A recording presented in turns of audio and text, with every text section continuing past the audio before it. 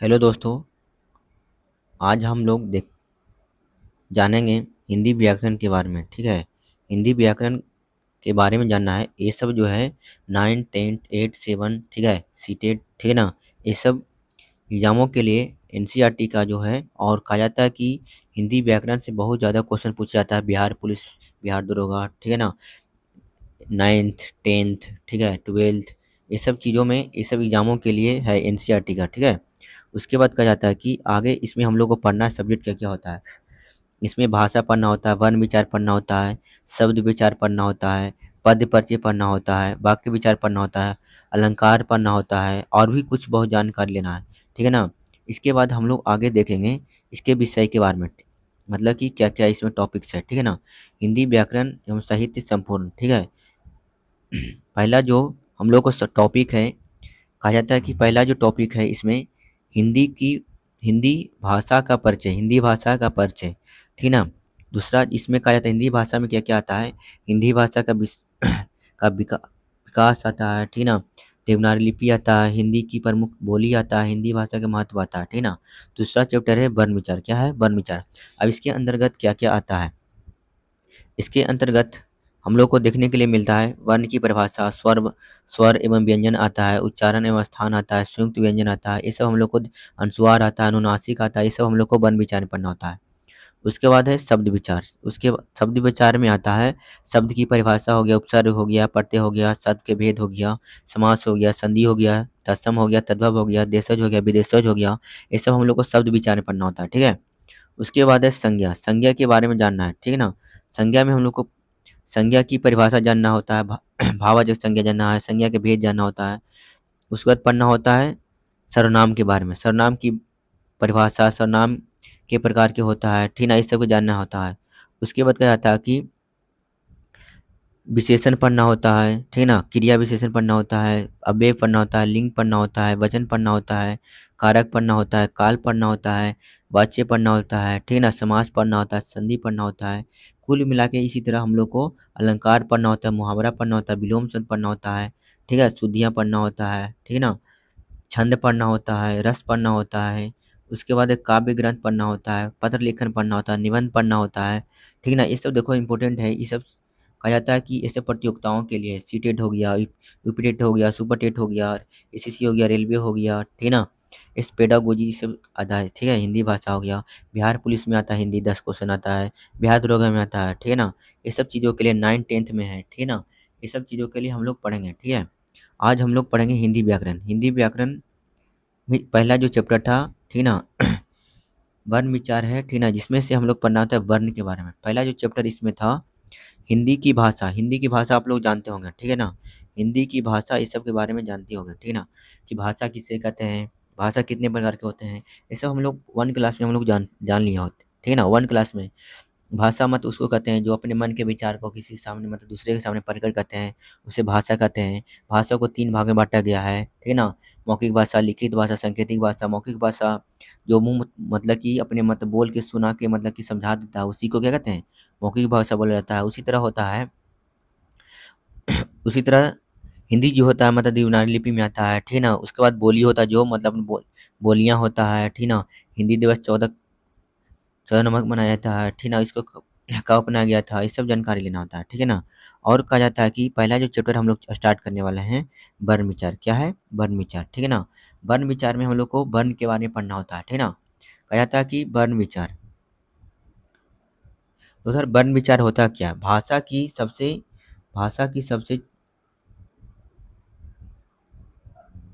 भाषा की सबसे छोटी इकाई को वर्ण या ध्वनि कहते हैं। भाषा की सबसे छोटी इकाई को वर्ण या ध्वनि कहते हैं, वर्ण या ध्वनि कहते हैं, ठीक है ना।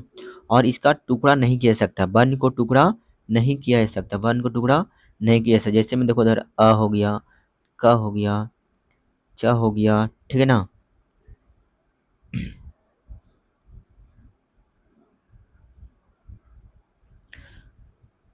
अब देखो उधर वर्णमाला के बारे में पढ़ना। दूसरा क्या है वर्णमाला। वर्णों के व्यवस्थित समूह को क्या कहते हैं, वर्णमाला कहते हैं। वर्णों के व्यवस्थित समूह को वर्णमाला कहते हैं, ठीक है ना। और कहा जाता है कि हिंदी में कुल वर्णमालों की जो संख्या है 52 है। कितना है, 52 है। कितना है, 52, ठीक है ना। उसी प्रकार कहा जाता है कि तीसरा है वर्ण के भेद। क्या है? वर्ण के भेद। वर्ण के मुक्ता वर्ण के मुक्ता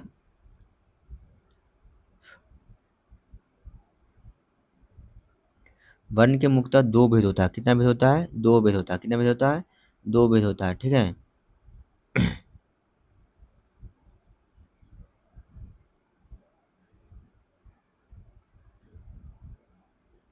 आगे पहला जो है स्वर्ण वर्ण हो गया, दूसरा हो गया व्यंजन वर्ण। स्वर्ण वर्ण, देखो तो स्वर्ण वर्ण कहते हैं किसको? जिन वर्णों का उच्चारण बिना किसी दूसरे वर्णों की सहायता से होता है उसे स्वर्ण वर्ण कहते हैं। जिन व्यंजन वर्णों का उच्चारण बिना किसी सहायता से होता है, मतलब कोई की इसमें सहायता नहीं लिया जाता, ठीक ना, मतलब कि इसमें किसी का नहीं, ठीक ना। और कहा जाता है इसमें जो स्वर्ण वर्ण की जो संख्या है हिंदी में कुल 11 है। कितना है? 11 है, ठीक है ना। इसमें से अ हो गया, आ हो गया, ई हो गया, अ हो गया, बड़ा अ हो गया, छोटा ई हो गया, बड़ा ई हो गया, ऊ हो गया, बड़का ऊ हो गया, री हो गया, ए हो गया, ऐ हो गया, ओ हो गया। ये सब कुल मिला के 11 गो होता है। कितना होता है? 11 गो होता है।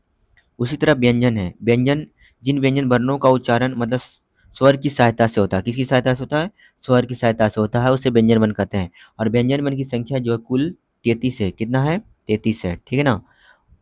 अब है चौथा जो है व्यंजन के मुख्य प्रकार। व्यंजन के मुख्य प्रकार कौन कौन से हैं? पहला जो हो गया स्पर्श व्यंजन। कौन व्यंजन? स्पर्श व्यंजन, ठीक है ना। कहा जाता है स्पर्श व्यंजन। स्पर्श व्यंजन की संख्या जो है 25 होती है, जैसे क से लेकर के म तक, क से लेकर कहाँ तक? म तक। उसी तरह होता है अंत अस्त व्यंजन होता है, ठीक ना। तो अंत अस्त अंत व्यंजन की संख्या 4 होता है। कितना होता है? 4 होता है। य र ल व, य र ल व, य र ल व। उसी तरह कहा जाता है कि उस व्यंजन की संख्या 4 होता है। उस व्यंजन की संख्या कितना होता है? 4 होता है। तलविषम दंसा दंसा, ठीक है ना। अब हम लोग को पढ़ना उच्चारण के बारे में, ठीक है ना। कौन कौन से उच्चारण हम लोग को बोला जाता है, ठीक है। दो उधर